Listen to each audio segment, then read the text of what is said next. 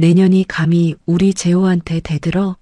시집살이 제대로 못하는 것이 어디서 행패야. 처가년들 먹여 살릴 돈은 없어. 시어머니에게서 욕설 문자가 쏟아졌습니다. 87건이었어요. 1시간도 안 되는 사이에 87개의 문자를요. 손이 떨려서 핸드폰을 떨어뜨렸습니다. 30년 동안 시댁에 바친 세월이 처가년, 거지 집안이라는 욕설로 돌아왔어요. 남편은 월급 580만 원을 받으면서 저한테는 150만 원만 줬습니다. 나머지는요? 시어머니한테 150만 원, 본인 술값과 골프비로 280만 원. 15년 동안 그랬어요. 그러면서 친정어머니 병원비 500만 원은 없다고 했습니다. 시어머니가 말했죠. 내년 나가면 빈손이야, 알지? 그들은 몰랐을 겁니다. 제가 30년간 영수증을 한 장도 안 버리고 모아뒀다는 걸요. 그럼 제 이야기를 시작해 보겠습니다. 오늘의 사연을 시작하기 전에 무료인 구독과 좋아요를 눌러주시면 감사드리겠습니다. 안녕하세요. 저는 올해 57세 김순영입니다. 결혼 전에는 은행 창구에서 10년 넘게 일했어요. 매일 수백 건의 입출금 내역을 정리하고 한 푼이라도 맞지 않으면 밤새워 장부를 뒤졌죠. 그때 익힌 습관이 있습니다. 영수증은 무조건 모으고 돈이 오간 흔적은 반드시 기록해두는 것. 서류 한 장에 숨은 빈틈을 찾아내는 게 제 일이었거든요. 그땐 몰랐어요. 이 습관이 30년 뒤 제 인생을 지키는 무기가 될 줄은요. 여러분, 오늘 제가 들려드릴 이야기는 제 친정어머니 칠순잔치날 벌어진 일입니다. 그날 저녁 저는 소파에 앉아 행복한 미소를 짓고 있었어요. 어머니가 건강하게 칠순을 맞으셨다는 것만으로도 감사했거든요. 잔치상에 둘러앉은 친척들 웃음소리, 어머니의 환한 얼굴, 오랜만에 모인 가족들이 어머니 손을 잡고 건강하세요 인사하던 모습, 그 모든 게 눈에 아른거렸습니다. 저도 모르게 입꼬리가 올라갔어요. 30년 시집살이 하면서 이렇게 마음 편한 날이 얼마만인지 모르겠더라고요. 그런데 핸드폰에서 문자 알림이 울렸습니다. 화면을 확인하는 순간 제 심장이 멎는 줄 알았어요. 결제 완료 한정식 285만 원. 분명히 남편과 반반씩 내기로 했던 식사비였습니다. 142만 원씩 나눠내자고 몇 번이나 확인했어요. 그 돈 전액이 제 카드로 결제되어 있었습니다. 285만 원이면 제가 석 달을 꼬박 아껴야 모을 수 있는 돈이에요. 떨리는 손으로 지갑을 열었죠. 제 카드가 없었습니다. 분명 지갑 안카드 칸에 꽂아뒀는데 텅 비어 있더군요. 누가 꺼내간 겁니다. 손끝이 차가워지면서 온몸에 소름이 돋았어요. 거실에서는 남편 재호가 아무렇지 않게 TV를 보고 있었습니다. 리모컨을 만지작거리면서 채널을 돌리고 있더라고요. 저는 다가가서 결제 문자를 보여줬습니다. 여보, 이거 봐. 이게 대체 뭐야? 왜 내 카드로 전액 결제 문자가 와? 285만 원이 다 긁혔잖아. 재호는 눈 하나 깜짝하지 않더군요. TV 화면에서 눈도 떼지 않고 대답했습니다. 아, 그거 우리 엄마가 그러시더라. 처가 식구들 밥값을 사위가 내면 앞길 막힌다고. 엄마가 처가 식사비 내면 나랑 연 끊으신다는데 어떻게? 그래서 당신 카드로 긁었지. 그러고는 마치 당연한 일을 했다는 듯 채널을 또 돌렸어요. 여러분, 제 마음이 어땠겠습니까? 30년 결혼 생활 동안 쌓여온 서러움이 한꺼번에 밀려왔습니다. 다리에 힘이 풀리면서 그 자리에 주저앉고 싶은 심정을 간신히 참아냈어요. 손이 부들부들 떨렸습니다. 우리 엄마 칠순이야. 당신이랑 나랑 딱 반씩 내기로 손가락 걸고 약속했잖아. 근데 어떻게 내 지갑에서 몰래 카드를 빼가? 미리 말 한마디 하는 게 그렇게 어려워? 제가 따지자 재호는 오히려 목소리를 높였습니다. 처음으로 제 눈을 똑바로 쳐다보더군요. 아니, 당신 엄마 일인데 당신이 알아서 내야지. 왜 나한테 눈을 부릅뜨고 난리야? 내가 무슨 처갓집 머슴이야? 사위가 밥값까지 내줘야 해? 돈 몇 푼 가지고 사람 피곤하게 진짜. 사람이 어떻게 그럴 수 있나요? 30년을 함께한 남편이에요. 제 어머니는 재호한테도 어머니인 거잖아요. 더 말하려는 저를 두고 재호는 아무런 미안함 없이 소파에서 벌떡 일어났습니다. 그리고 방으로 들어가 문을 닫아버렸어요. 쾅 하고 닫히는 문소리가 조용한 거실에 울려 퍼졌습니다. 그 소리가 제 가슴에 못을 박는 것 같았어요. 저는 한참을 거실에 서 있었습니다. 시계 초침 소리만 똑딱똑딱 들리더라고요. 285만 원. 그 돈이 얼마나 큰 돈인지 재호는 알까요? 저는 한 달 생활비 150만 원으로 세 식구 밥을 해먹이고 공과금 내고 아이들 용돈 주고 살아왔어요. 쌀 한 포대 사려면 7만 원, 반찬거리 장 보면 한 번에 15만 원은 훌쩍 나갑니다. 그렇게 아끼고 아껴도 매달 손에 남는 건 몇 푼 안 됐어요. 그 돈을 몇 년간 모아서 어머니 칠순을 준비한 건데 재호는 제 지갑에서 카드를 몰래 꺼내 전액을 결제해버린 겁니다. 이틀이 지났습니다. 오후에 핸드폰이 연속으로 울렸어요. 진동이 멈추질 않아서 뭔가 싶어 확인해 보니 시어머니에게서 온 문자였습니다. 한 통, 두 통이 아니었어요. 수십 통이 쏟아져 들어왔습니다. 화면을 스크롤하는데 끝이 없더라고요. 내용을 확인하는 순간 손이 떨려서 핸드폰을 떨어뜨렸습니다. 바닥에 떨어지는 둔탁한 소리가 났는데 그게 제 귀에는 안 들렸어요. 내년이 감히 내 아들한테 대들어? 시집살이 제대로 못하는 것이 어디서 행패야. 처가년들 먹여 살릴 돈은 없어. 차마 입에 담기 힘든 욕설들이었습니다. 손을 떨면서 하나하나 세어봤어요. 87건이었습니다. 87건의 욕설 문자. 1시간도 안 되는 사이에 87개의 문자를 보내신 거예요. 얼마나 분이 나셨으면 그러셨을까 그 생각이 먼저 들었습니다. 제가 뭘 그렇게 잘못했나 싶었어요. 하지만 문자 내용을 읽으면 읽을수록 억울함이 치밀어 올랐습니다. 집에 돌아온 재호에게 핸드폰을 내밀었습니다. 현관문 열고 들어오는 재호 앞에 딱 서서 화면을 보여줬어요. 이거 봐. 당신 이거 보라고. 어머니가 나한테 이런 입에 담지도 못할 문자를 87통이나 보내셨어. 이게 제정신으로 할 짓이야? 재호는 문자를 대충 훑어보더니 한숨을 팍 쉬었습니다. 미안해할 줄 알았어요. 아내가 자기 어머니한테 이런 욕을 들었으면 화를 내주는 게 정상 아닌가요? 그런데 돌아온 대답이 이랬습니다. 에휴, 그러게 적당히 좀 하지 그랬냐? 당신이 나한테 바락바락 대드니까 엄마가 속상해서 그러신 거 아니야? 아들이 며느리한테 들볶이는데 어떤 부모가 가만히 있어? 다 당신이 자초한 일이야. 신발도 안 벗고 서서 그 말을 하더라고요. 그러더니 오히려 저를 몰아세우기 시작했습니다. 손가락으로 저를 가리키면서요. 그리고 당신 지난번에 우리 엄마 칠순 때 뒤에서 투덜댄 거 모를 줄 알아? 니 엄마는 잔칫날까지 나를 괴롭히네라고 했다며? 그 말이 우리 엄마 가슴에 칼을 꽂은 거야.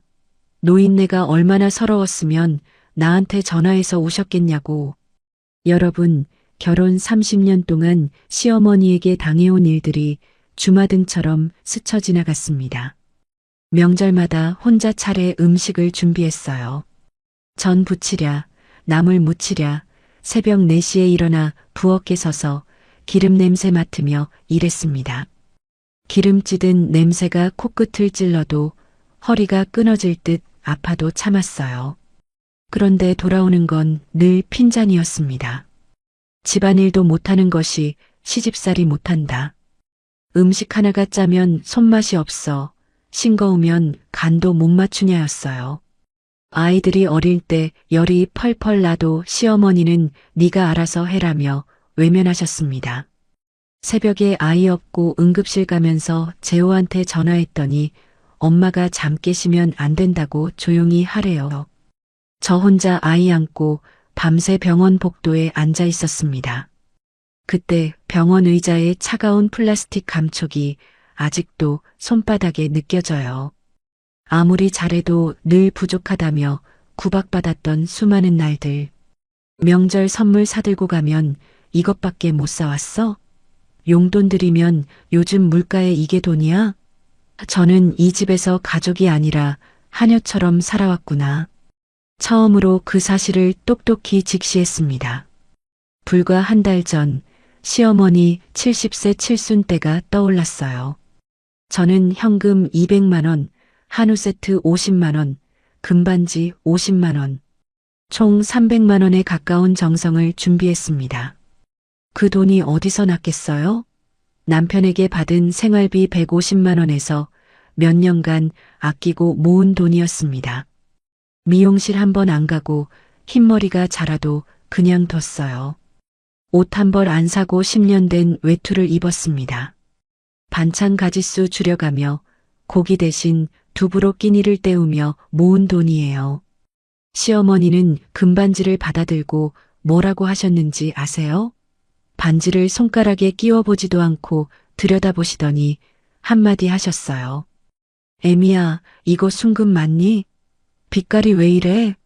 요즘은 며느리들이 시어머니 환갑 칠순에 기둥뿌리를 뽑아준다는데. 쯧쯧, 24K도 아닌 것 같고 영 시원찮다 얘. 혀를 차시더라고요. 그 소리가 제 귀에 박혔습니다. 한마디로 제 마음을 짓밟으셨어요. 금반지 50만 원이면 제가 넉 달을 모아야 하는 돈입니다. 하루 10,000원도 안 쓰면서 티끌 모아 태산으로 만든 돈이에요. 그날 저는 새벽 4시에 일어나 상차림을 준비했습니다. 시어머니가 좋아하시는 갈비찜, 잡채, 전, 나물 5가지. 일일이 손으로 만들었어요. 손님 접대까지 혼자 도맡아서 하루 종일 부엌과 거실을 오갔습니다. 발바닥이 부르트도록 뛰어다녔어요. 그렇게 정성을 다했는데 잔치가 끝난 후 돌아온 말은 이거였습니다. 요즘 애들은 호텔 빌려서 편하게 대접한다더니 넌 어째 궁상맞게 집에서 이 고생을 시키니? 남들 보기 창피해서 원. 너희 친정에서는 이렇게 가르쳤냐? 그 모든 헌신이 아무런 의미가 없었습니다. 저는 그날 밤 설거지를 하면서 혼자 울었어요. 싱크대에 떨어지는 물소리에 묻혀서 아무도 제 울음소리를 못 들었습니다. 그날 밤 잠을 이룰 수가 없었어요. 침대에 누워 천장을 바라보며 시어머니의 욕설 문자들을 다시 읽었습니다. 핸드폰 불빛이 어두운 방을 비추고 옆에서는 재호가 코를 골며 자고 있었어요. 저만 잠을 못 이루고 문자를 읽고 또 읽었습니다. 내년 같은 며느리는 처음 봐. 네 친정 거지 집안이 어디서 행세야. 내 아들 인생 망친 년. 문장 하나하나가 눈에 박혔습니다. 결혼 30년 동안 이 집안에 바친 시간과 청춘이 이토록 처참하게 짓밟히는구나. 눈물이 멈추지 않았어요. 베개가 다 젖도록 울었습니다. 소리내면 재호가 깰까봐 이불을 꽉 물고 울었어요. 목구멍이 터질 것 같았습니다. 다음 날 아침이었습니다. 부엌에서 아침을 준비하는데 재호가 식탁에 앉더니 한마디 하더군요.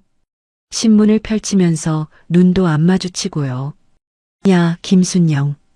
밥 줘. 어제 술 마셨더니 속 쓰리다. 북어국 좀 시원하게 끓여봐. 아무 일 없다는 듯이요. 어젯밤 제가 운 것도 모르고 시어머니 문자 때문에 제가 얼마나 힘들었는지도 모르고 그냥 밥 한마디. 저는 밥을 푸면서 생각했습니다. 이 사람이 정말 내 남편이 맞나? 30년을 함께한 사람이 어떻게 이렇게 무심할 수 있지? 주걱을 든 손이 멈췄습니다. 밥알이 주걱에서 툭툭 떨어지는 것도 모르고 한참을 서 있었어요. 처음으로 이 결혼에 대한 근본적인 의문이 들었습니다. 무언가 단단히 잘못되었다는 걸 느꼈어요. 하지만 그날은 아무 말 없이 밥을 차려냈습니다. 아직은 제가 뭘 해야 할지 몰랐으니까요. 시어머니의 욕설 문자 사건 이후 재호는 마치 제가 잘못한 사람인 양 며칠째 냉랭한 태도를 유지했습니다. 저녁 식사 시간에도 한마디 말 없이 밥만 먹고 자리를 떠났어요. 수저 내려놓는 소리, 의자 끄는 소리만 거실에 울렸습니다. 30년 결혼 생활 동안 익숙해진 이 무시가 이번에는 유독 가슴 깊이 사무쳤어요. 밥상을 치우면서 혼자 생각했습니다. 내가 뭘 잘못한 거지? 우리 엄마 칠순에 돈 반반 내자고 한 게 그렇게 큰 죄인가? 일주일이 지났습니다. 오후에 핸드폰이 울렸는데 화면에 신우이 이름이 떴어요. 박미영. 평소에도 연락이 뜸한 사람인데 웬일인가 싶어 받았습니다. 옳게 오빠 월급 300만 원인데 처가에 얼마나 뜯어먹으려고 그래? 대뜸 이러는 거예요. 여러분, 저는 순간 귀를 의심했습니다. 재호 월급이 300만 원이라고요? 제가 알기로는 580만 원인데요. 뭔가 잘못 들은 건가 싶어서 되물으려고 했어요. 아니, 월급이 300만 원이 아닌데요. 그게 무슨... 말이 끝나기도 전에 전화가 뚝 끊겼습니다. 삐소리가 귀에 울렸어요. 저는 핸드폰을 들고 한참을 멍하니 서 있었습니다. 신우이는 오빠에게 거짓 정보를 들은 게 분명했어요. 재호가 자기 동생한테 월급을 300만 원이라고 말했다는 거잖아요. 왜 그런 거짓말을 한 거지? 그날 밤 재호가 퇴근했습니다. 현관문 열리는 소리를 듣고 저는 거실에서 기다리고 있었어요. 30년 결혼 생활에서 처음으로 남편의 월급 명세서를 정식으로 요구했습니다. 여보, 월급 명세서 좀 보여줘. 재호는 넥타이를 풀다가 손을 멈췄어요. 왜 갑자기 그래? 무슨 일 있어? 미영이한테 전화 왔어. 오빠 월급 300만 원이라면서 처가에 얼마나 뜯어먹으려고 그러냐고 하더라. 재호의 표정이 살짝 굳었습니다. 하지만 금방 평소 얼굴로 돌아오더니 소파에 앉았어요. 그냥 동생한테 대충 말한 거야. 꼭 그렇게 따지고 들어? 저는 물러서지 않았습니다. 소파 앞에 서서 재호를 내려다봤어요. 명세서 보여줘. 30년 동안 한 번도 제대로 본 적 없어. 오늘은 꼭 보고 싶어. 재호는 한숨을 푹 쉬더니 마지못해 가방에서 서류를 꺼냈습니다. 빳빳한 종이 한 장이 제 손에 들어왔어요. 거기엔 분명히 찍혀 있었습니다. 세후 580만 원. 여러분, 저는 30년 동안 매달 150만 원을 생활비로 받았습니다. 150만 원으로 세 식구 밥 해먹이고 전기세 내고 가스비 내고 아이들 학용품 사고 경조사비 챙기고 쌀 한 포대 7만 원, 반찬거리 장 보면 한 번에 15만 원, 공과금 합치면 20만 원은 훌쩍 나갑니다. 그렇게 아끼고 아껴도 매달 손에 남는 건 몇 푼 안 됐어요. 그런데 나머지 430만 원은 어디로 간 걸까요? 그럼 나머지 430만 원은 어디로 간 거야? 제 목소리가 떨렸습니다. 재호는 잠시 당황한 기색을 보이더니 시선을 피했어요. 그러다가 오히려 목소리를 높이더군요. 엄마한테 150만 원 드리고 나머지는 내 용돈이지. 그게 뭐 어때서? 내가 번 돈인데. 저는 그 자리에 털썩 주저앉았습니다. 다리에 힘이 풀렸어요. 15년간 매달 150만 원씩 시어머니에게 들어갔다는 사실. 계산해보니 150만 원 곱하기 12개월 곱하기 15년 2억 7천만 원이에요. 제가 쥐꼬리만 한 생활비로 세 식구를 먹여 살리는 동안 그 돈이 시댁으로 흘러 들어갔습니다. 분노와 허탈함이 동시에 밀려왔어요. 손등의 핏줄이 부르르 떨렸습니다. 그럼 당신 용돈 280만 원은 뭐에 쓴 거야? 재호는 당당하게 대답했습니다. 미안한 기색이라고는 눈곱만큼도 없었어요. 회사 사람들이랑 술도 마셔야 하고 골프도 쳐야 하고 내 인간관계 유지하는 데 쓰는 거야. 남자가 밖에서 체면이 있지. 여러분, 저는 15년간 미용실 한번 제대로 못 갔습니다. 흰머리가 올라와도 집에서 혼자 염색약 사다가 했어요. 염색약 한 통에 8,000원, 그것도 아까워서 2달에 한 번 샀습니다. 옷 한 벌 못 사서 10년 된 외투를 아직도 입고 있어요. 단추가 떨어지면 꿰매고 안감이 해지면 천조각 떼서 입었습니다. 그런데 재호는 매달 280만 원을 술까 골프비로 쓰고 있었던 거예요. 골프 한 번 치면 그린피에 식사비에 20만 원은 훌쩍 나간다고 하더라고요. 그 돈이면 제가 한 달 반찬값을 해결하고도 남아요. 다음 날 낮이었습니다. 설거지를 하고 있는데 핸드폰이 울렸어요. 시어머니였습니다. 고무장갑 낀 손으로 핸드폰을 받았더니 대뜸 고함이 터져 나왔습니다. 네가 우리 재호한테 월급 어디 쓰냐고 따졌다며? 귀가 멍해질 정도로 큰 소리였어요. 저는 싱크대에 기대서 겨우 서 있었습니다. 어머니, 제가 생활비를 150만 원밖에 못 받아서 여쭤본 건데요. 닥쳐. 내년이 남편 월급 간섭하게 생겼어? 네 팔자에 시집 온 게 어딘데. 우리 재호가 네 같은 년 만나서 팔자를 조진 거야. 전화기 너머로 침 튀기는 소리가 들릴 것 같았습니다. 저는 어떻게 어젯밤 대화를 시어머니가 벌써 알고 있는지 놀랐어요. 재호가 바로 어머니에게 일러 바친 게 분명했습니다. 배신감에 눈앞이 캄캄해졌어요. 고무장갑 낀 손이 부들부들 떨려서 핸드폰을 놓칠 뻔했습니다. 친정어머니 칠순 때를 떠올렸습니다. 재호는 식사비를 반반 내자고 분명히 약속해놓고 잔치날이 다가와도 단 한 번도 돈 얘기를 꺼내지 않았어요. 저는 당연히 재호가 계산대에서 지갑을 꺼낼 줄 알았습니다. 식당에서 계산할 때 재호는 화장실에 갔다 온다고 자리를 피했어요. 저는 멀뚱멀뚱 기다렸죠. 직원이 계산해 드릴까요? 하길래 지갑을 열었는데 카드가 없는 거예요. 결국 직원이 내민 카드 결제기에 제 카드가 이미 꽂혀 있었습니다. 재호가 미리 제 지갑에서 카드를 꺼내 맡겨둔 거였어요. 이게 사전에 시어머니와 짜고 한 일이었다는 걸 그제야 깨달았습니다. 시어머니 칠순 때 제가 300만 원 가까이 들여 정성을 쏟았던 것과 달리 재호는 친정어머니 칠순에 빈손으로 왔어요. 축의금은커녕 인사말 한마디 제대로 하지 않았습니다. 제 친정 식구들이 눈치를 보며 불편해하는 게 보였어요. 남동생이 저한테 슬쩍 물었습니다. 누나, 형부 왜 저래? 인사도 안 하고. 저는 뭐라고 대답해야 할지 몰라서 그냥 웃어넘겼어요. 속으로는 창피해서 죽을 것 같았습니다. 재호는 아무렇지 않게 밥만 먹고 앉아 있었어요. 젓가락질만 하면서 핸드폰을 보고 있더라고요. 이 사람에게 내 친정은 아무런 의미가 없었구나.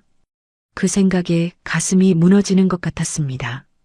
그날 밤 혼자 방에서 가계부를 펼쳤습니다. 서랍 깊숙이 넣어둔 30년치 가계부예요. 한 장 한 장 넘기면서 시댁에 들어간 돈을 계산해 봤습니다. 시댁 명절 선물비 한 번에 30만 원씩 1년에 2번이면 60만 원. 30년이면 1,800만 원. 시어머니 생신 선물 매년 50만 원씩 30년이면 1,500만 원. 시아버지 제사 비용 매년 40만 원씩 20년이면 800만 원. 시댁 집안 경조사비, 조카들 돌잔치, 결혼식, 장례식, 다 합치면 수백만 원. 제가 아끼고 모아서 시댁에 쓴 돈만 해도 수천만 원에 달했습니다. 반면 재호가 친정에 쓴 돈은요? 가계부를 아무리 뒤져봐도 없었어요. 결혼 30년 동안 단 한 푼도 없었습니다. 친정어머니 생신에 용돈 드린 적? 없어요. 명절에 선물 보낸 적? 없어요. 저 혼자 쪼개고 아껴서 친정에 보냈습니다. 그것도 시어머니 몰래, 재호 몰래 보낸 거예요. 처참한 현실을 숫자로 직시하니까 손이 떨렸습니다. 창밖을 바라보며 30년 결혼 생활을 되돌아봤습니다. 저는 언제나 시댁을 우선시하고 친정을 뒤로 미뤄왔어요. 시어머니의 구박에도 참고 재호의 무관심에도 견디며 가정의 평화를 위해 나 자신을 지어왔습니다. 명절 때마다 친정에 먼저 가고 싶다는 말 한 번 못 해봤어요. 항상 시댁 먼저, 친정은 그 다음이었습니다. 그 모든 헌신이 처가년, 거지 집안이라는 욕설로 돌아왔어요. 재호와의 갈등이 고조된 지 약 2주가 지났습니다. 그날도 평범한 하루였어요. 저녁 설거지를 마치고 거실 소파에 앉아 뜨개질을 하고 있었습니다. 재호는 여전히 저한테 말 한마디 안 하고 방에 들어가 있었고요. 시계를 보니 밤 11시가 넘었더라고요. 슬슬 잠자리에 들어야겠다 싶어서 뜨개질을 내려놓으려는데 핸드폰이 울렸습니다. 친정 남동생이었어요. 이 시간에 웬일인가 싶어서 받았는데 동생 목소리가 다급했습니다. 누나, 엄마가 쓰러지셨어. 지금 병원 응급실이야. 빨리 와. 저는 뜨개질 바늘을 떨어뜨렸습니다. 바닥에 굴러가는 소리가 났는데 귀에 안 들렸어요. 머릿속이 하얘졌습니다. 엄마가 쓰러지셨다고? 아침에 통화했을 때만 해도 괜찮으셨는데. 순영아, 밥은 먹었니? 그 목소리가 귀에 맴돌았어요. 저는 잠옷 차림 그대로 뛰쳐나갔습니다. 외투도 제대로 안 걸치고 현관문을 열었어요. 3월 밤바람이 차가웠지만 느낄 겨를이 없었습니다. 아파트 앞에서 택시를 잡아 타고 병원으로 향했어요. 택시 안에서 손을 꽉 쥐고 기도했습니다. 제발, 제발 괜찮으셔야 해요. 응급실에 도착하니 친정어머니가 산소호흡기를 끼고 누워 계셨습니다. 하얀 침대 위에 어머니가 누워 계신 모습을 보는 순간 무릎이 꺾였어요. 어머니 얼굴이 창백했습니다. 평소에 홍조가 돌던 볼이 핏기 하나 없이 하였어요. 손을 잡으니 차가웠습니다. 숨을 쉴 때마다 산소호흡기에서 쉬익쉬익 소리가 났어요. 의사 선생님이 다가오셨습니다. 보호자분이시죠? 급성 뇌출혈입니다. 수술을 해야 하는데 비용이 상당히 나올 겁니다. 급성 뇌출혈. 그 단어가 머리를 망치로 내리치는 것 같았어요. 저는 간신히 물었습니다. 얼마나 필요한가요? 수술비와 입원비 합쳐서 최소 500만 원 이상은 잡으셔야 합니다. 경과에 따라 더 나올 수도 있고요. 500만 원. 저한테는 엄청난 돈이었습니다. 한 달 생활비 150만 원 받아서 세 식구 먹여 살리는 제가 어디서 500만 원을 구해요? 눈앞이 캄캄해졌습니다.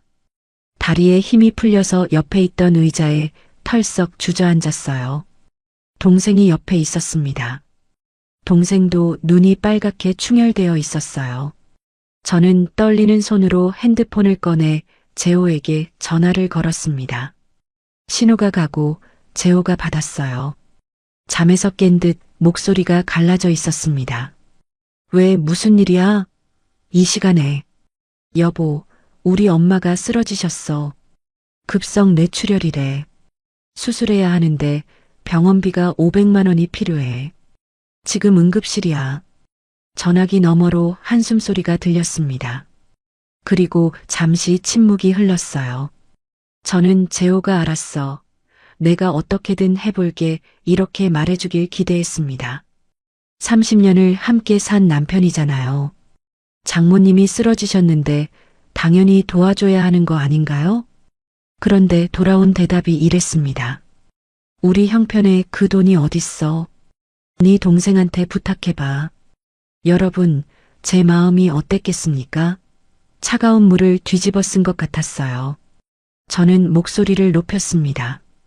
당신 적금도 있고 월급도 있잖아. 500만 원이 그렇게 큰 돈이야? 우리 엄마가 죽을 수도 있는 상황이라고. 내 돈은 내 돈이지. 처가 일에 왜 내 돈을 써? 니네 집안일은 니니가 알아서 해. 전화가 뚝 끊겼습니다. 삐소리가 귀에 울렸어요. 저는 핸드폰을 들고 한참을 멍하니 있었습니다. 재호가 친정 어머니의 생사가 걸린 순간에도 단 한 푼도 쓸 생각이 없다는 사실에 절망했습니다. 손에 들린 핸드폰이 천근만 근 무겁게 느껴졌어요. 새벽까지 병원 복도에 앉아 울었습니다. 플라스틱 의자가 차가웠어요. 엉덩이가 시렸지만 움직일 기력이 없었습니다. 동생이 다가와 옆에 앉았어요. 동생 눈도 빨갛게 부어 있었습니다. 누나, 나도 내 사정 알잖아. 아이들 학비에 대출 갚는 것만 해도 빠듯해. 이번 달도 카드값 막느라 정신없어. 동생은 눈물을 글썽이며 말했습니다. 동생네도 형편이 어려운 건 알고 있었어요. 조카 둘이 대학생인데 등록금이 한 학기에 400만 원씩 나간다고 했거든요. 거기다 집 대출 이자까지. 동생한테 손 벌릴 수 없는 상황이었습니다. 어머니를 위해 돈을 마련할 수 있는 사람은 오직 저뿐이라는 현실이 어깨를 무겁게 짓눌렀습니다. 어떻게든 방법을 찾아야 한다는 절박함에 휩싸였어요. 하지만 당장 500만 원을 어디서 구해요? 제 통장 잔액은 50만 원도 안 됐습니다. 며칠이 지났습니다. 어머니는 수술을 기다리고 계셨고 저는 매일 병원과 집을 오가며 간호했어요. 그러던 어느 날 오후 시누이 미영이에게서 전화가 왔습니다. 올케 친정어머니 병원비 때문에 오빠한테 돈 달라 그랬다며? 친정에 돈 빼돌리려는 거 아니야? 대뜸 이러는 거예요. 저는 황당해서 말문이 막혔습니다. 아니, 어머니가 쓰러지셨는데 그게 빼돌리는 거야? 수술비가 급해서 그런 건데. 에이, 올케. 우리 오빠 돈 가지고 친정 살림 챙기려 하지 마. 오빠가 네 친정까지 책임져야 해? 그건 좀 아니지 않아? 시누이는 일방적으로 전화를 끊어버렸습니다. 저는 핸드폰을 들고 한참을 서 있었어요. 손이 떨렸습니다. 친정 어머니가 죽을 수도 있는 상황에서 돈 빼돌린다는 소리를 듣다니. 사람이 어떻게 그럴 수 있나요? 그로부터 며칠 후 이상한 일이 벌어졌습니다. 동네 마트에 장을 보러 갔는데 평소 얼굴 아는 주민 두세 명이 저를 보고 수군거리며 피하는 거예요. 눈이 마주치면 고개를 돌리고 슬금슬금 다른 쪽으로 가더라고요. 미용실 앞을 지나칠 때도 안에서 제 이름이 들리는 것 같았습니다. 김순영 씨가 그 집 며느리가. 이상한 느낌의 친한 이웃 언니한테 물어봤습니다. 같은 아파트에 사는 정옥 언니였어요. 언니, 나 요즘 동네 사람들이 이상하게 쳐다보는 것 같은데. 무슨 일 있어? 정옥 언니는 난처한 표정을 지었습니다. 한참을 망설이다가 입을 열었어요. 순영아, 네 시누이 되시는 분이 동네방네 돌아다니면서 소문 퍼뜨리고 다녀. 전현이 친정에 돈 빼돌린 나쁜 년이라고. 여러분, 그 말을 듣는 순간 눈앞이 빙빙 돌았습니다. 미영이가 그런 짓을 하고 다녔다고요? 정옥 언니가 말을 이었습니다. 마트에서도 그러고 미용실에서도 그러고 심지어 경로당까지 가서 그랬대. 올케가 시댁 돈 빼돌려서 친정에 갖다 바친다. 오빠 월급 다 털어간다. 친정 거지 집안 살리려고 남편 등쳐먹는 년이라고. 30년간 이 동네에서 쌓아온 제 평판이 하루아침에 무너지고 있었습니다. 발걸음이 무거워졌어요. 집으로 돌아오는 길이 그렇게 멀게 느껴진 적이 없었습니다. 집에 돌아와 재호에게 따졌습니다. 미영이가 동네에 이상한 소문 퍼뜨리고 다닌다던데 내가 친정에 돈 빼돌린다고. 이게 말이 돼? 재호는 TV 보던 눈을 떼지도 않고 대답했어요. 우리 미영이가 그랬을 리가 없어. 네가 잘못 들은 거 아니야? 잘못 들은 게 아니야. 동네 사람들이 다 알아. 정옥 언니한테 직접 들었다고. 재호는 그제야 저를 쳐다봤습니다. 한숨을 쉬더니 이런 말을 하더군요. 그리고 솔직히 네가 처가에 신경 쓰는 게 좀 심하긴 하잖아. 미영이가 좀 과하게 말했을 수도 있지만 아주 틀린 말도 아니잖아. 저는 말문이 막혔습니다. 30년간 시댁의 고생이란 고생은 다하고 도와줬는데 친정에는 단 한 푼도 제대로 쓰지 못한 제 처지가 떠올랐어요. 억울함에 목이 메었습니다. 그날 밤 딸 수진이에게서 전화가 왔습니다. 평소와 다르게 목소리가 차가웠어요. 엄마, 이모가 그러는데 엄마가 외할머니 병원비 핑계로 아빠한테 돈 뜯으려 했다며? 진짜야? 수진이 목소리를 듣는 순간 가슴이 철렁 내려앉았습니다. 수진아, 그게 아니라 외할머니가 많이 아프셔서 엄마가. 나중에 얘기하자. 나 지금 바빠. 수진이는 전화를 끊어버렸습니다. 딸마저 신우이의 거짓말에 넘어갔다는 사실에 가슴이 무너졌어요. 핸드폰을 든 손이 힘없이 내려갔습니다. 그 밤 병원에서 홀로 친정어머니 곁을 지켰습니다.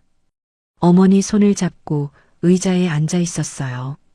링거 떨어지는 소리가 똑똑 고요한 병실에 울렸습니다. 새벽 3시쯤이었을 거예요. 어머니가 눈을 뜨셨습니다. 희미하게 제 손을 주시더니 갈라진 목소리로 말씀하셨어요. 순영아, 내가 너한테 짐이 되면 안 되는데.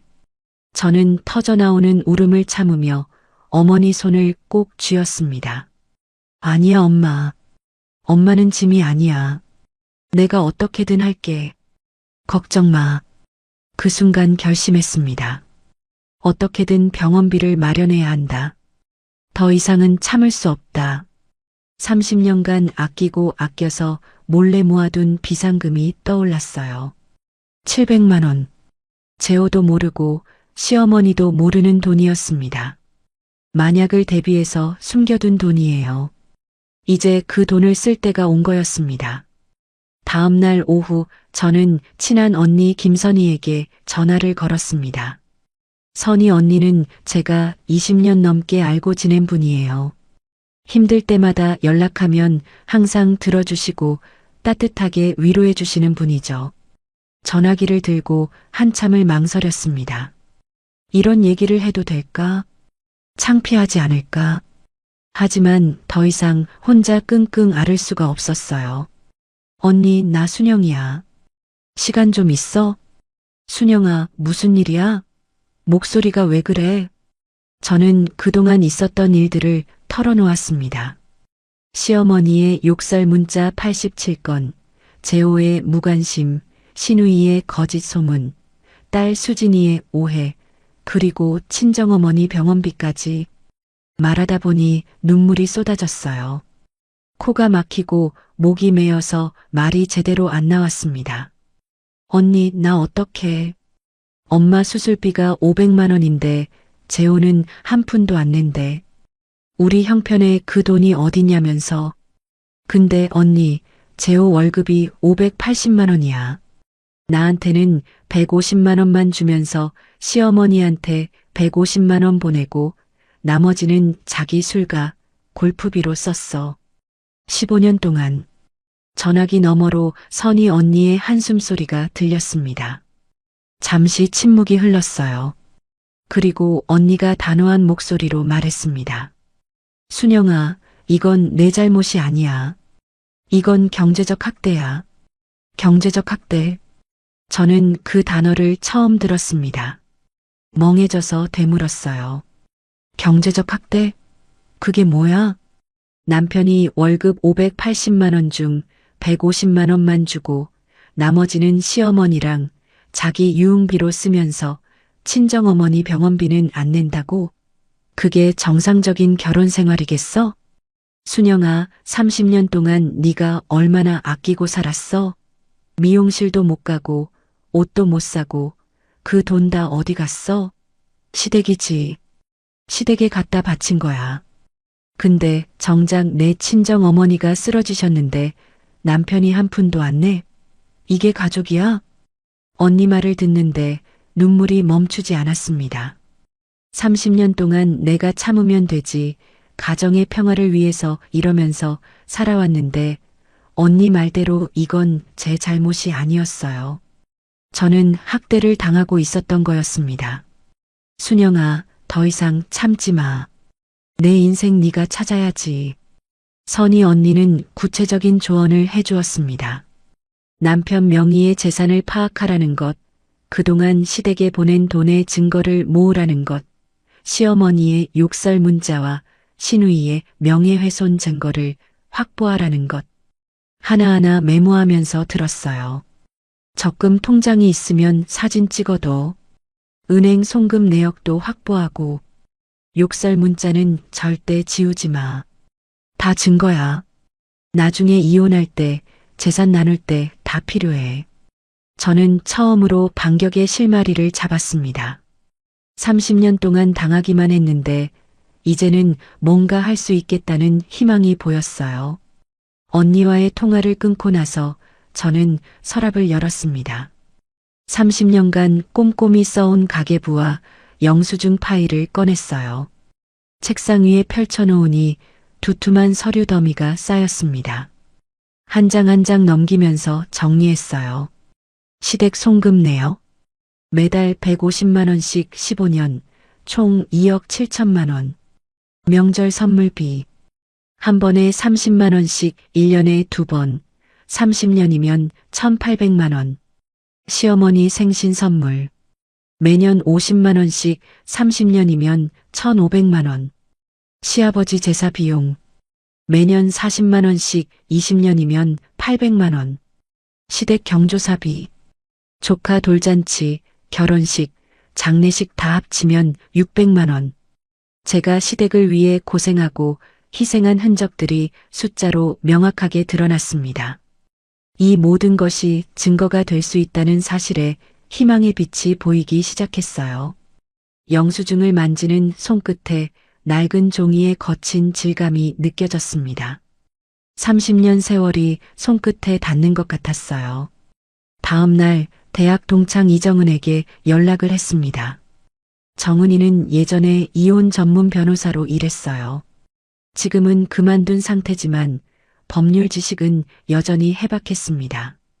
정은아, 나 순영이야. 급하게 물어볼 게 있어서. 순영아, 오랜만이다. 무슨 일이야? 저는 상황을 간략하게 설명했습니다. 정은이는 한참을 듣더니 한숨을 쉬었어요. 순영아, 이건 심각하다. 근데 증거만 확실하면 재산분할 때 분명히 유리할 거야. 남편 명의의 적금이나 부동산 등 숨겨진 재산이 있는지 확인해봐. 그리고 시댁에 보낸 돈 내역, 욕설 문자 다 정리해둬. 나중에 법정에서 큰 힘이 돼. 정은이의 조언대로 재호의 서류들을 뒤져봤습니다. 재호가 회사 간 사이에 서재에 들어갔어요. 책상 서랍을 하나하나 열어봤습니다. 첫 번째 서랍, 두 번째 서랍, 별거 없었어요. 세 번째 서랍을 열었는데 깊숙이 뭔가가 있더라고요. 손을 넣어서 꺼내보니 통장이었습니다.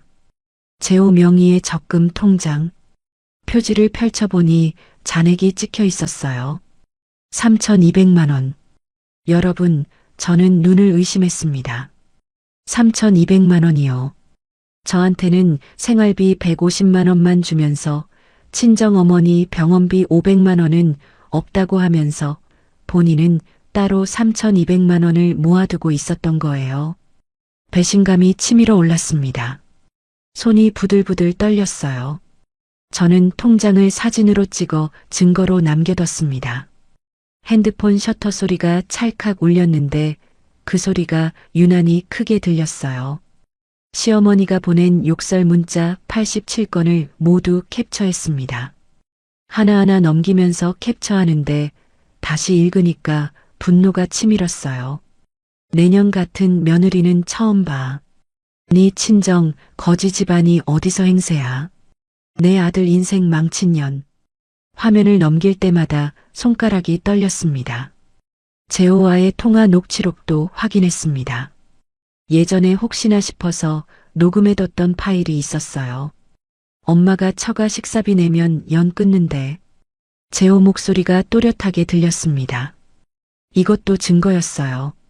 신우이가 동네에 거짓 소문을 퍼뜨린 것에 대한 증거도 확보했습니다. 친한 이웃 정옥 언니한테 부탁해서 문자로 증언을 남겨뒀어요. 순영아, 네 신우이가 마트에서 올케가 친정에 돈 빼돌린다고 하는 거 내가 직접 들었어. 미용실에서도 그러고 경로당에서도 그랬대. 필요하면 증인 서줄게. 정옥 언니의 문자를 받고 저장했습니다. 이제 증거가 하나둘 모이기 시작했어요. 친정 어머니의 수술이 필요한 상황에서 저는 결국 30년간 몰래 모아둔 비상금을 꺼내기로 결정했습니다. 700만 원. 재호도 모르고 시어머니도 모르는 돈이었어요. 생활비에서 10,000원, 20,000원씩 아끼고 아껴서 모은 돈입니다. 과일 안 사고 외식 안 하고 겨울에 난방비 아끼려고 내복 껴입고 살면서 모은 돈이에요. 재호에게는 알리지 않고 병원에 500만 원을 납부했습니다.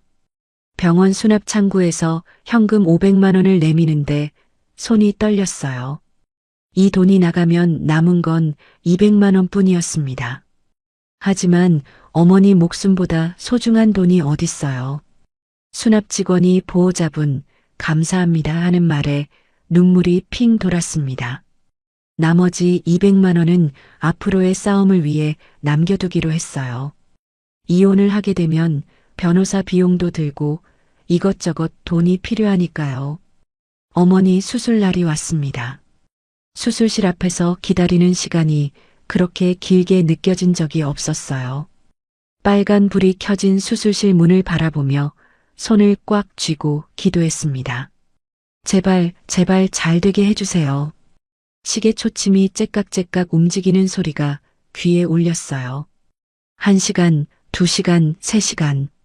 다리가 저려도 앉지 못하고 서성거렸습니다. 수술이 끝났습니다.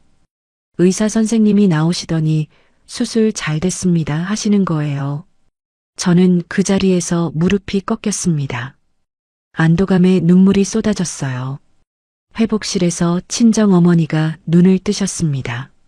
마취에서 깨어나신 어머니가 희미하게 저를 보시더니 손을 내미셨어요. 저는 어머니 손을 꼭 잡았습니다. 차갑던 손이 조금 따뜻해져 있었어요. 순영아 고생 많았다, 우리 딸. 어머니의 갈라진 목소리가 귀에 닿는 순간 터져나오는 눈물을 참지 못했습니다. 어머니를 껴안았어요. 산소호흡기 줄이 팔에 감겼지만 상관없었습니다. 30년간 시댁에 짓눌려 살면서 한 번도 듣지 못한 따뜻한 말 한마디가 가슴 깊이 스며들었어요. 나도 누군가의 소중한 딸이구나. 그 사실을 처음으로 되새겼습니다. 시어머니에게는 내년, 처가년, 거지 집안이라는 소리를 들으면서 살았는데 제 친정어머니는 저를 우리 딸이라고 불러주셨어요. 그 한마디가 제 마음을 녹였습니다. 병원에서 집으로 돌아오는 길이었습니다. 버스 창밖을 바라봤어요. 가로등 불빛이 스쳐 지나갔습니다. 저는 결심했습니다. 더 이상 참지 않겠다. 30년간 쌓아온 증거들을 가지고 재호에게 이혼을 요구하겠다. 그리고 이번에는 내가 빈손으로 쫓겨나는 것이 아니라 내 몫을 정당하게 찾아오겠다. 시어머니가 뭐라고 했죠? 빈손으로 나갈 줄 알아. 그래요. 두고 보자고요. 누가 빈손이 되는지. 버스가 우리 아파트 앞에 섰습니다. 저는 일어나서 문을 향해 걸어갔어요. 발걸음이 가벼웠습니다. 30년 만에 처음으로 제가 뭘 해야 하는지 알았거든요. 반격의 첫걸음을 내디딜 준비가 끝났습니다. 친정어머니가 퇴원하신 지 일주일이 지났습니다. 어머니는 동생네 집에서 요양하고 계셨어요. 매일 전화로 안부를 여쭤봤습니다. 엄마, 밥은 드셨어? 순영아, 나 걱정 말고 네 일 챙겨. 어머니 목소리가 조금씩 힘을 찾아가는 게 느껴졌어요. 그 목소리를 들으면서 저도 힘을 얻었습니다. 그날 저녁 저는 재호가 퇴근하기 전에 거실 테이블을 정리했습니다. 30년간 모은 영수증 파일, 가계부, 시어머니 욕설 문자, 캡처본 87장, 녹취록 파일을 저장한 USB, 재호 명의 적금 통장 사본, 하나하나 가지런히 펼쳐놓았어요. 테이블 위에 놓인 서류들을 바라보니 손이 떨렸습니다. 30년 세월이 종이 위에 펼쳐져 있었어요. 현관문 열리는 소리가 났습니다. 재호가 들어왔어요.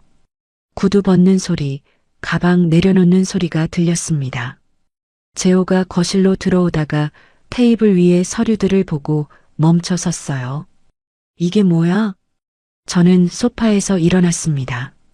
재호를 똑바로 쳐다보며 말했어요. 목소리가 떨리지 않게 꾹 참았습니다. 재호 씨, 나 이혼하고 싶어.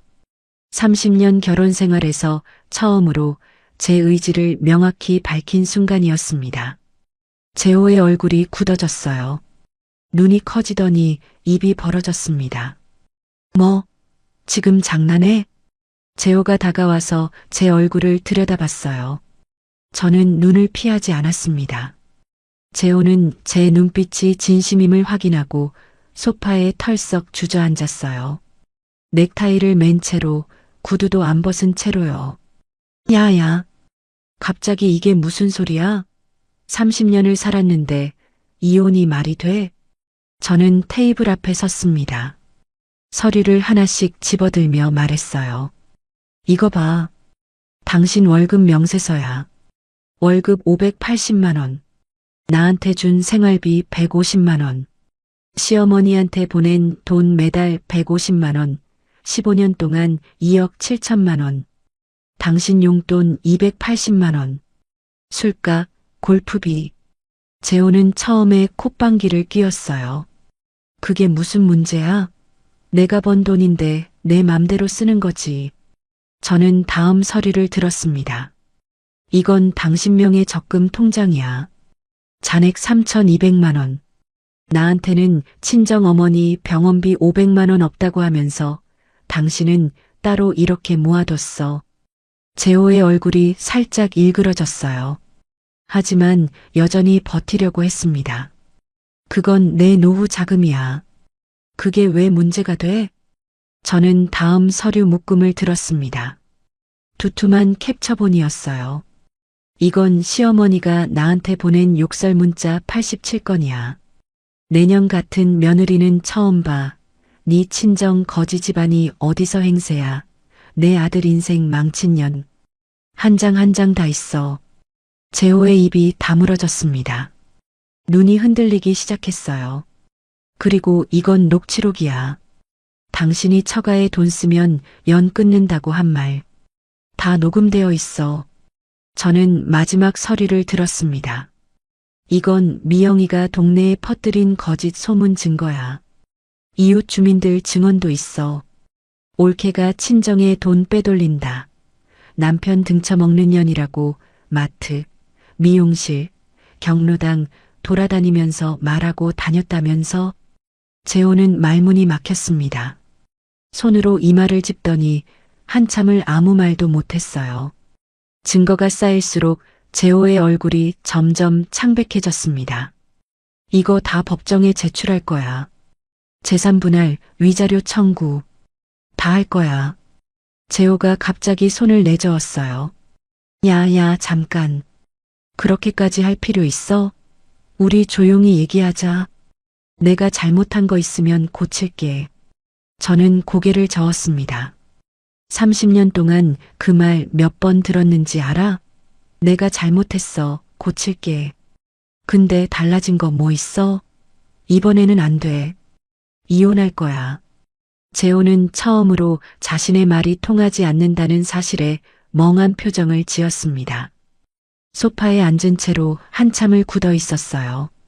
이틀 후 소식을 들은 시어머니가 직접 집으로 찾아왔습니다. 초인종 소리가 울리고 문을 열자마자 시어머니가 들이닥쳤어요.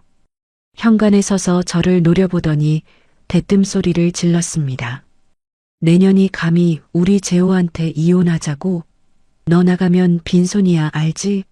30년 시집살이 했다고 뭐 가져갈 게 있을 것 같아?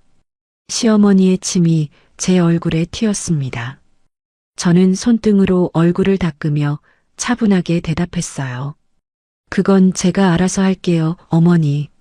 시어머니의 눈이 커졌습니다. 30년 동안 고분고분하던 며느리가 이렇게 대답하니까 당황한 거예요. 뭐, 내년이 어디서 그런 말버릇을 배웠어? 재호야, 전현 좀 어떻게 해봐. 시어머니가 거실에 있는 재호에게 소리쳤습니다. 재호는 소파에 앉아 있었는데 증거 파일들을 본으로 주눅이 들어 있었어요. 고개를 숙인 채 아무 말도 못했습니다. 재호야, 네 마누라가 지금 나한테 대드는데 가만히 있을 거야? 재호는 여전히 입을 열지 못했어요. 시어머니는 처음으로 밀리는 형국에 얼굴이 붉어지며 씩씩거렸습니다. 저는 시어머니를 똑바로 쳐다보며 말했습니다. 어머니, 저한테 보내신 욕설 문자 87건 다 저장해뒀어요. 명예훼손으로 고소할 수도 있어요. 그리고 미영이가 동네에 퍼뜨린 거짓 소문, 그것도 증거 다 있어요. 이웃 주민들 증언까지. 시어머니의 입이 벌어졌습니다. 말이 안 나오는 것 같았어요. 네, 내년이. 더듬거리다가 결국 아무 말도 못하고 현관으로 향했습니다. 문을 쾅 닫고 나가는 소리가 아파트 복도에 울렸어요. 시어머니가 나간 후 재호는 소파에 앉아 한참을 말없이 있었습니다. 저녁이 되어서야 입을 열었어요. 순영아, 이혼까지 갈 필요 있어? 내가 앞으로 잘할게. 생활비도 더 줄게. 엄마한테도 말할게. 저는 고개를 저었습니다. 재호 씨, 30년 동안 그 말 몇 번 들었는지 알아? 내가 잘할게. 엄마한테 말할게. 근데 달라진 거 뭐 있어? 시어머니는 여전히 나한테 욕하고 당신은 여전히 시어머니 편만 들고 이번에는 안 돼. 재호는 고개를 숙였습니다. 처음으로 자신의 말이 통하지 않는다는 사실을 받아들이는 것 같았어요. 그날 밤 저는 방에서 홀로 창밖을 바라봤습니다. 아파트 불빛들이 반짝이고 있었어요. 30년 결혼 생활의 굴레에서 벗어날 첫걸음을 내딛었다는 사실에 두렵기도 하고 후련하기도 했습니다. 복잡한 감정에 휩싸였어요. 잘하는 건가? 30년을 살았는데 이혼이 맞는 건가? 하지만 돌아가고 싶지는 않았습니다. 내일부터 시작될 진짜 싸움을 위해 마음을 다잡았어요. 오랜만에 깊은 잠에 빠져들었습니다. 며칠 후 법원에서 서류가 날아왔습니다. 갈색 봉투를 열어보는데 손이 떨렸어요. 이혼 소송 피고 소환장. 원고 박재호. 저는 눈을 의심했습니다. 재호가 먼저 이혼 소송을 제기한 거였어요. 소송 사유를 읽어보니 이렇게 적혀 있었습니다. 아내의 경제적 무능력과 친정에 대한 과도한 의존, 가정 내 불화 조성. 여러분, 제 마음이 어땠겠습니까? 30년간 150만 원 생활비로 세 식구를 먹여 살린 제가 경제적 무능력이라고요?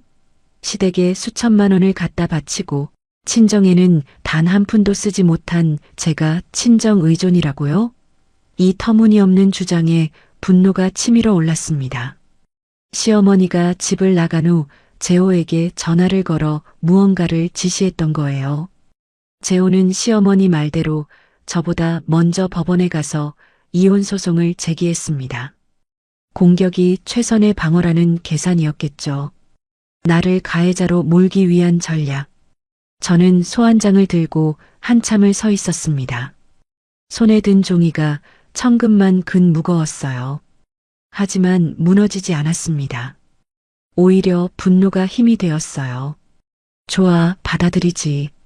법정에서 진실을 밝히면 돼. 저는 대학 동창 정은이에게 전화를 걸었습니다. 정은아, 나 순영이야. 재호가 먼저 소송 냈어. 도와줘. 순영아, 침착해. 증거만 있으면 뒤집을 수 있어. 일단 제대로 된 변호사를 구하자. 내가 아는 분 소개해 줄게. 정은이의 목소리를 듣는데 마음이 조금 놓였습니다. 30년간 모아온 증거들이 있었으니까요. 법원에서 이혼 소송 피고 소환장을 받아든 날, 저는 서류를 읽으며 손이 떨렸습니다. 원고 박재호. 이혼 사유 아내의 경제적 무능력과 친정에 대한 과도한 의존, 가정 내 불화 조성. 한 글자 한 글자 읽을 때마다 분노가 치밀어 올랐어요.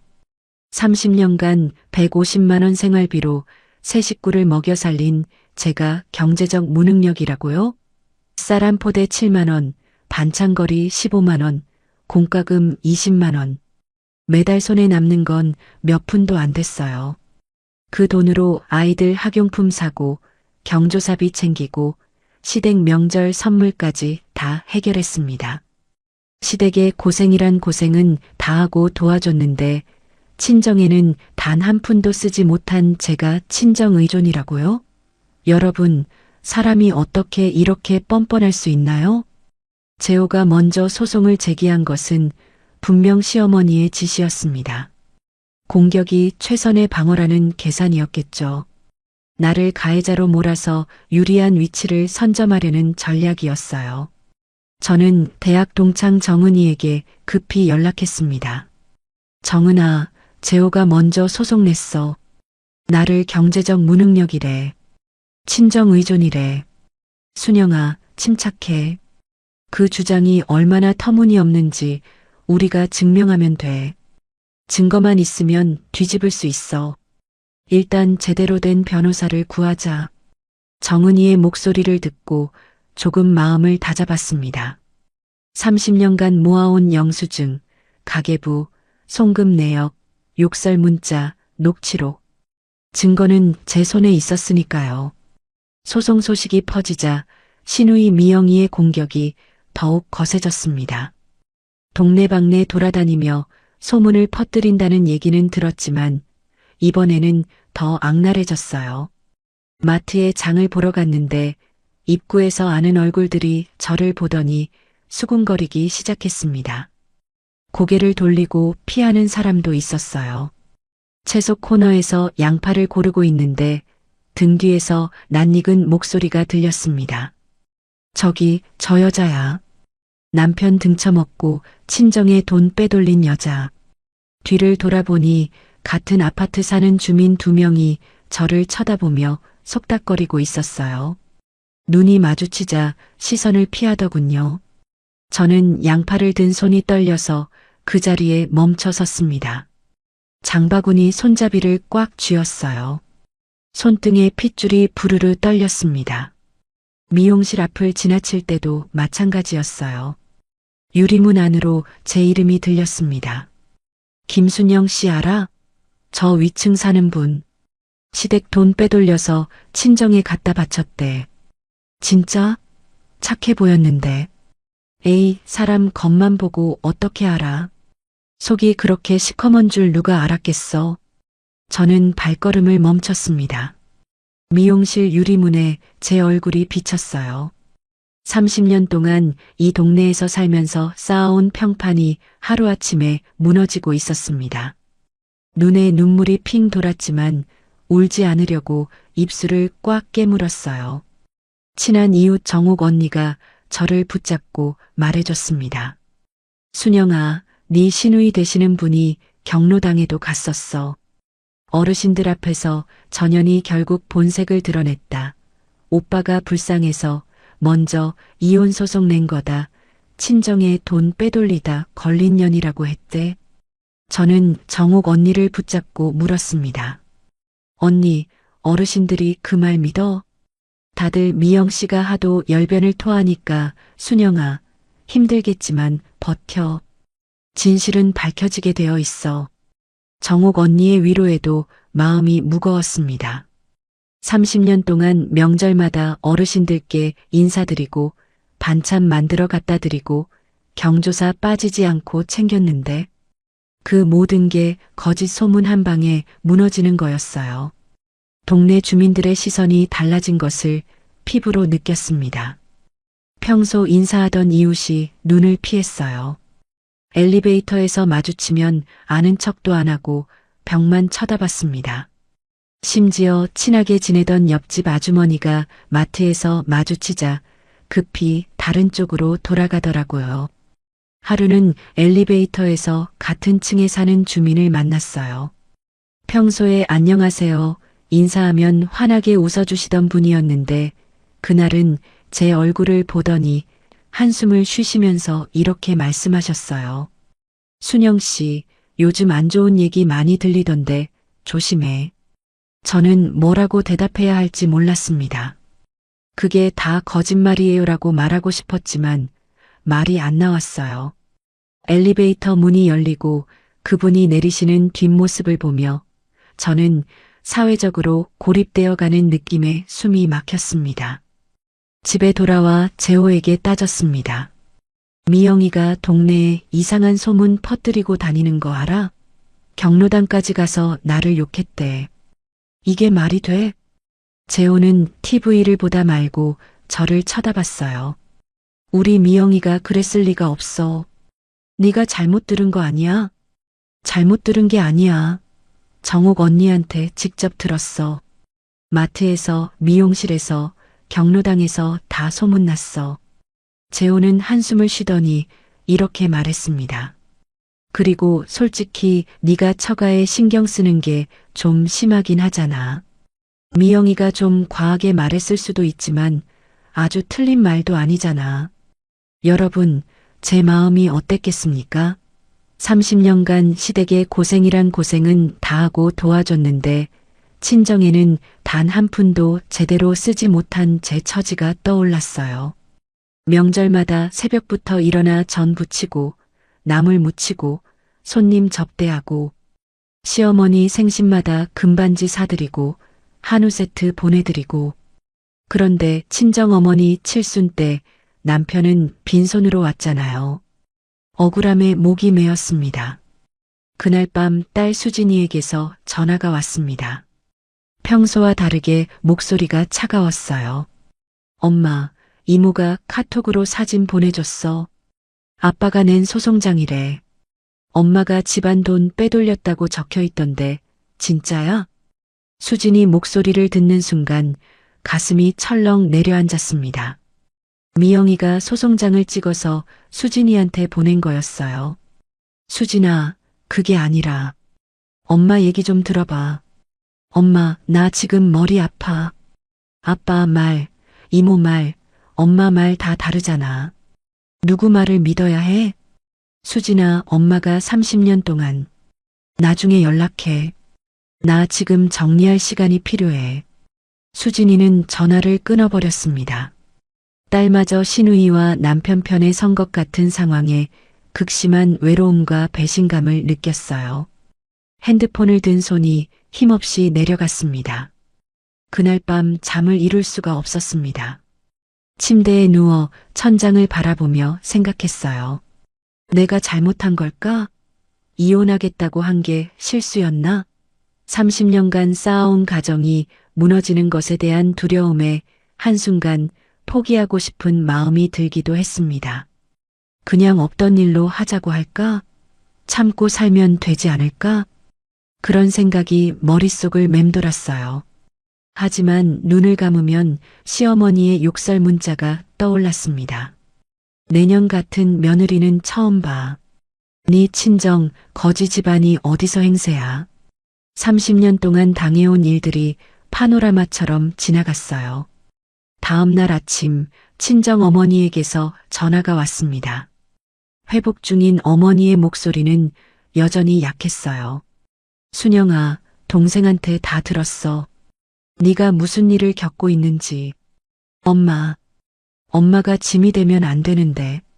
내가 아파서 네가 이 고생을 하는 거잖아. 미안해, 우리 딸. 저는 목이 메어서 말이 안 나왔습니다. 아니야, 엄마. 엄마 때문이 아니야. 내가 이겨낼게. 엄마는 건강만 챙겨. 어머니의 목소리를 듣고 다시 마음을 다잡았습니다. 포기하면 안 된다. 여기서 무너지면 30년간 참아온 게 다 물거품이 돼. 친한 언니 선이가 집으로 찾아왔습니다. 현관문을 열자마자 저를 꼭 껴안아 주셨어요. 순영아, 내가 다 들었어. 동네에 소문 도는 것도, 수진이가 차갑게 군다는 것도.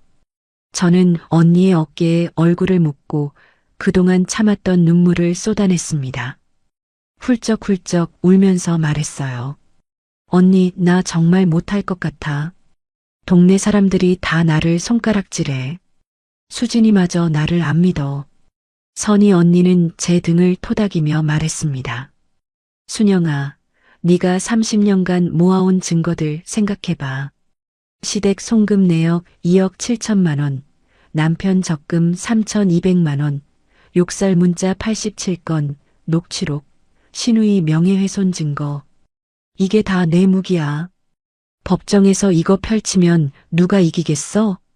언니의 말을 듣고 흐트러졌던 정신을 가다듬었습니다.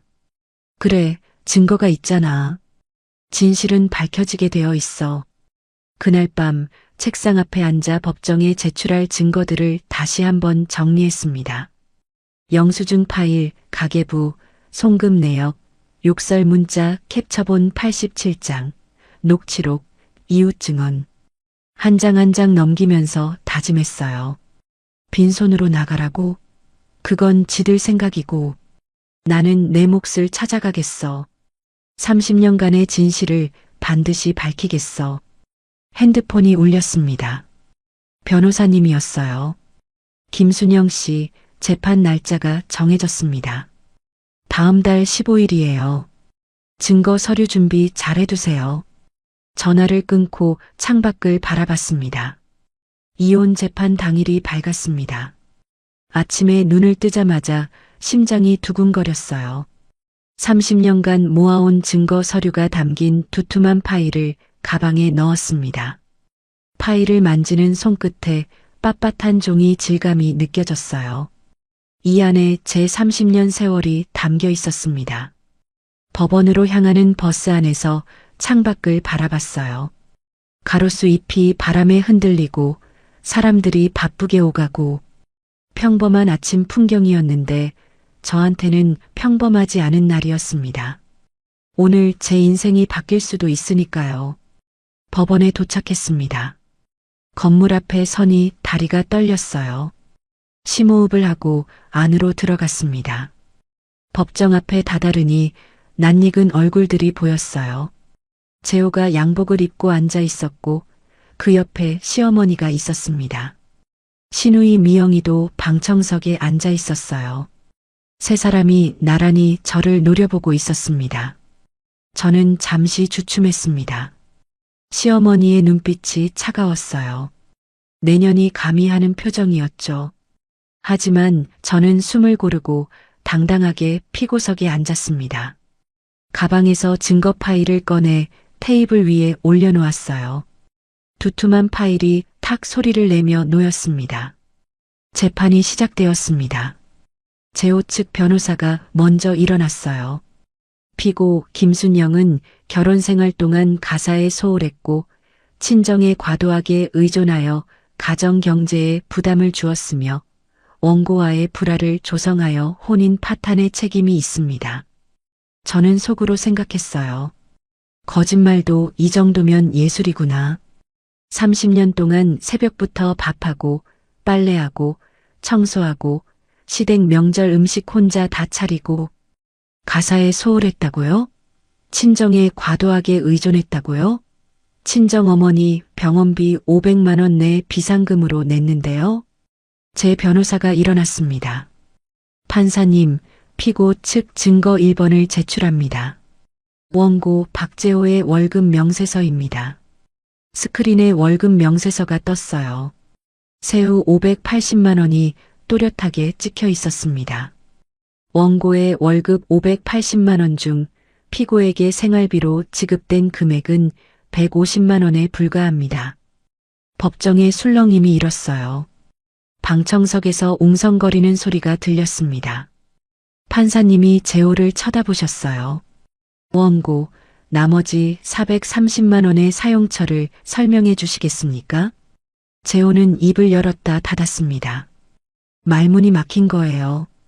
옆에서 재호 측 변호사가 뭔가 속삭였지만 재호는 대답하지 못했어요. 이마에 땀이 맺히는 게 보였습니다. 제 변호사가 다음 증거를 제출했습니다. 피고 측 증거 2번, 원고가 시어머니에게 15년간 매달 송금한 내역입니다.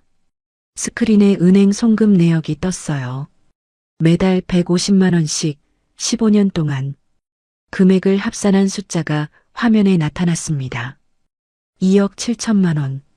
방청석에서 탄식 소리가 흘러나왔어요. 세상에 저렇게 많이? 하는 소리가 들렸습니다. 시어머니의 얼굴이 굳어졌어요. 피고 측 증거 3번, 원고 명의의 비밀 적금 통장입니다. 잔액 3,200만 원. 적금 통장 사본이 화면에 떴습니다. 판사님이 재호를 똑바로 쳐다보셨어요. 원고, 부인에게는 생활비 150만 원을 주면서 본인은 적금을 따로 들었다는 말입니까? 그러면서 친정어머니 병원비는 지원하지 않았고요. 재호는 고개를 숙였습니다. 대답이 없었어요. 재호 측 변호사가 대신 말하려 했지만 판사님이 손을 들어 제지하셨습니다. 원고 본인이 대답하세요. 그건 제 노후 자금으로. 재호의 목소리가 기어 들어갔습니다. 제 변호사가 결정적인 증거를 꺼냈어요. 피고 측 증거 4번, 시어머니 박말순이 피고에게 보낸 욕설 문자 87건입니다. 스크린에 문자 내용이 하나씩 떴습니다. 변호사가 천천히 읽어 내려갔어요. 내년이 감히 내 아들한테 대들어? 시집살이 제대로 못하는 것이 어디서 행패야? 내년 같은 며느리는 처음 봐. 네 친정 거지 집안이 어디서 행세야? 내 아들 인생 망친 년. 법정이 조용해졌습니다. 숨소리도 안 들릴 정도였어요. 방청석에서 한숨소리가 흘러나왔습니다. 누군가 저런 하고 혀를 찼어요. 시어머니는 얼굴이 새빨개져서 고개를 숙였습니다. 손으로 얼굴을 가리고 있었어요. 피고 측 증거 5번, 원고가 처가에 돈 쓰면 연 끊는다고 말한 녹취록입니다. 법정에 녹음 파일이 재생되었습니다. 재호의 목소리가 또렷하게 울려 퍼졌어요. 엄마가 처가 식사비 내면 연 끊는데. 네 엄마 일인데 네가 알아서 해야지. 왜 나한테 따져? 재호의 얼굴이 완전히 굳어졌습니다. 고개를 푹 숙이고 두 손으로 얼굴을 감쌌어요. 판사님이 물으셨습니다. 원고는 처가에 대한 경제적 지원을 일체 거부하면서 시댁에는 매달 150만 원을 송금했다는 것입니까? 재호는 대답하지 못했어요. 침묵이 길어졌습니다. 마지막으로 제 변호사가 증거 6번을 제출했습니다. 시누이 박미영이 동네에 유포한 허위 사실에 대한 이웃 주민들의 증언입니다. 올케가 시댁 돈 빼돌려서 친정에 갖다 바친다. 오빠 월급 다 털어간다.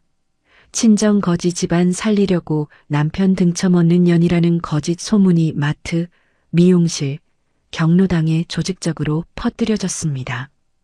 방청석에 앉아있던 미영이가 안절부절 못하며 자리에서 일어났어요. 문 쪽으로 가려고 했지만 시선이 쏠리자 다시 주저앉았습니다.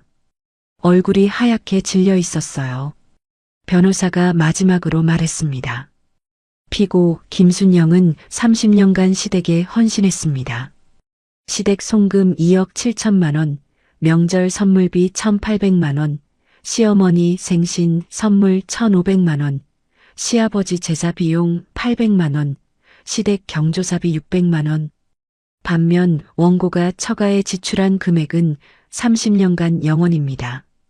이 상황에서 피고가 경제적으로 무능력하고 친정에 의존했다는 원고의 주장은 터무니없습니다. 판사님이 서류를 넘기며 고개를 끄덕이셨어요. 잠시 휴정 후 판결이 내려졌습니다. 판사님이 입을 여셨어요. 원고 박재호의 주장은 증거에 의해 뒷받침되지 않으며 오히려 피고 김순영이 30년간 가정에 헌신했음에도 경제적으로 불공정한 대우를 받았음이 인정됩니다. 저는 숨을 멈추고 다음 말을 기다렸어요. 재산분할 비율 6대4 피고 우의. 위자료 3천만 원 원고 부담으로 판결합니다. 여러분, 그 순간 제 귀를 의심했습니다. 제가 이긴 거예요. 30년간 참고 모아온 증거들이 빛을 발한 거였어요. 눈에서 눈물이 주르륵 흘러내렸습니다. 변호사님이 제 손을 꼭 잡아주셨어요. 별도로 시어머니 박말수는 욕설 문자 87건에 대한 명예훼손으로 벌금 500만 원 처분을 받았습니다. 신우이 미영이는 허위사실 유포에 대한 민사 손해배상 청구 대상이 되었어요. 재판 결과가 알려지자 동네 여론은 완전히 뒤집혔습니다. 시어머니가 며느리를 30년간 괴롭혔대 남편이 생활비 150만 원만 주고 본인은 280만 원 유흥비로 썼다면서 신우이가 거짓말쟁이였네 하는 말들이 퍼져나갔어요. 한때 저를 손가락질하던 사람들이 이제는 시댁을 비난하고 있었습니다. 법원을 나서며 뒤를 돌아봤습니다. 재호는 고개를 푹 숙인 채 서 있었어요.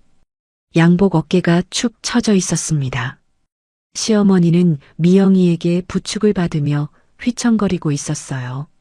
미영이도 얼굴이 창백했습니다. 저는 법원 계단을 내려오며 생각했어요. 시어머니가 뭐라고 했죠? 내년 나가면 빈손이야 알지? 그 예언이 정반대로 실현되었습니다. 진짜 빈손이 된 건 재호와 시댁이었어요. 재판이 끝난 후 한 달이 지났습니다. 재산분할로 받은 1억 2천만 원 중 일부를 사용해 작은 원룸을 장만했어요. 15평짜리 작은 집이었지만 처음으로 제 이름으로 된 집이었습니다. 현관문을 열고 들어서는데 빈 방에 햇살이 쏟아지고 있었어요. 창문으로 들어오는 따뜻한 빛이 마룻바닥에 네모나게 그려져 있었습니다. 이 작은 공간이 그렇게 넓어 보일 수가 없었어요. 친정 어머니를 모시고 처음으로 제주도 여행을 떠났습니다. 57년 인생에서 어머니와 단둘이 여행을 가본 적이 없었어요. 결혼 전에는 돈이 없어서, 결혼 후에는 시댁 눈치 때문에 30년 동안 명절에도 친정에 제대로 못 갔는데 이제는 어머니와 마음껏 시간을 보낼 수 있었습니다. 공항에서 어머니의 손을 잡았어요. 어머니 손이 예전보다 많이 여위셨더라고요. 뼈마디가 손끝에 느껴졌습니다. 수술 후 회복 중이신 어머니를 부축해서 비행기에 올랐어요. 엄마, 이제 우리끼리만 행복하자. 어머니는 눈물을 글썽이며 고개를 끄덕이셨습니다. 창밖으로 구름이 보였어요. 비행기가 구름 위로 올라가는데 제 마음도 함께 올라가는 것 같았습니다. 제주도에 도착해서 바닷가로 갔어요. 에메랄드빛 바다가 눈앞에 펼쳐졌습니다. 파도 소리가 귀에 들렸어요. 철썩, 철썩. 바닷바람이 얼굴을 스치고 지나갔습니다. 짭조름한 냄새가 코끝에 닿았어요. 어머니와 나란히 벤치에 앉았습니다. 한참을 말없이 바다를 바라봤어요. 어머니가 제 손을 꼭 잡으셨습니다. 순영아, 이제야 내 얼굴에 핏기가 도네. 30년 동안 네가 얼마나 힘들었는지 엄마가 다 알아. 미안해. 그리고 고마워. 엄마. 네가 시집가서 고생하는 거 알면서도 엄마가 아무것도 못 해줬어. 형편이 안 돼서, 내 시어머니 눈치 보여서, 우리 딸 고생시켜서 미안해. 저는 터져나오는 눈물을 참지 못하고 어머니의 어깨에 기대었습니다. 파도 소리에 묻혀서 한참을 울었어요. 30년 동안 쌓인 서러움이 눈물과 함께 빠져나가는 것 같았습니다. 여행에서 돌아온 후 며칠이 지났어요. 오후에 핸드폰이 울렸습니다. 화면을 보니 딸 수진이었어요. 가슴이 두근거렸습니다. 재판 이후로 수진이한테 연락이 없었거든요. 수진아, 엄마, 나 좀 만나자. 할 말이 있어. 목소리가 떨리고 있었어요. 저는 약속 장소인 카페로 나갔습니다. 카페 문을 열고 들어가니 수진이가 구석 자리에 앉아 있었어요. 고개를 숙이고 있다가 저를 보더니 벌떡 일어났습니다. 제가 자리에 앉자마자 수진이가 눈물을 쏟기 시작했어요. 테이블 위에 놓인 물컵이 흔들릴 정도로 어깨가 떨렸습니다. 엄마, 정말 미안해. 내가 몰랐어. 아빠랑 이모 말만 듣고 엄마를 오해했어. 다 내 잘못이야. 수진아, 재판 결과 보고 나서야 진짜 상황을 알았어. 엄마가 30년 동안 얼마나 힘들었는지, 아빠가 엄마한테 얼마나 못했는지, 이모가 퍼뜨린 소문도 다 거짓말이었잖아. 수진이가 의자에서 내려와 무릎을 꿇었어요. 카페 안에 있던 사람들이 쳐다봤지만 수진이는 아랑곳하지 않았습니다. 엄마, 내가 왜 그걸 믿었을까? 나 정말 바보였어. 용서해줘, 엄마. 저는 수진이를 일으켜 세웠어요. 꼭 껴안아줬습니다. 수진이의 등을 토닥이며 말했어요. 아니야, 수진아. 네가 몰랐던 게 당연해. 엄마가 다 숨겼으니까. 내 아빠 흉보기 싫어서, 가정 깨지는 거 두려워서, 엄마가 다 참고 살았어. 내 잘못 아니야. 엄마. 수진이가 제품에서 한참을 울었어요. 카페 안에 커피 향이 퍼지고 잔잔한 음악이 흘러나왔습니다. 저도 울었어요. 하지만 서러운 눈물이 아니었습니다. 딸을 되찾은 기쁨의 눈물이었어요. 딸과 화해하고 며칠이 지난 어느 밤이었습니다. 원룸에서 뜨개질을 하고 있는데 핸드폰이 울렸어요. 낯선 번호였습니다. 받아보니 술에 취한 목소리가 들렸어요. 순영아, 나야. 재호였습니다. 목소리가 갈라지고 흐느끼는 소리가 섞여 있었어요. 재호 씨? 순영아, 내가 잘못했어.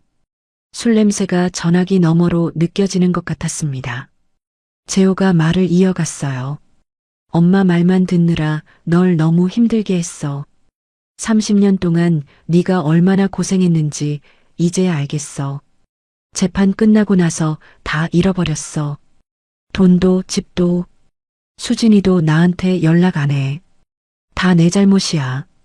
저는 말없이 듣고 있었어요. 순영아, 다시 안 될까? 내가 이번에는 진짜 잘할게.